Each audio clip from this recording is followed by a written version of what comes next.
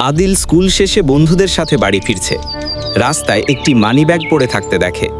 দুষ্ট বন্ধু বলে, চল টাকা ভাগ করে নি। এটা হারানো কারো ফেরত দেওয়া উচিত।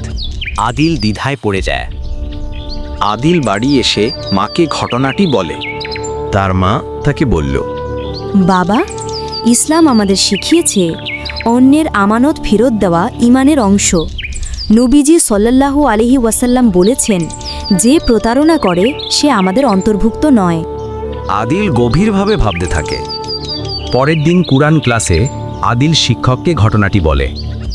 শাবাশ আদিল, তুমি যদি মানিব্যাগ ফেরত দাও, আল্লাহ তোমাকে দুনিয়া ও আখিরাতে পুরস্কার দেবেন।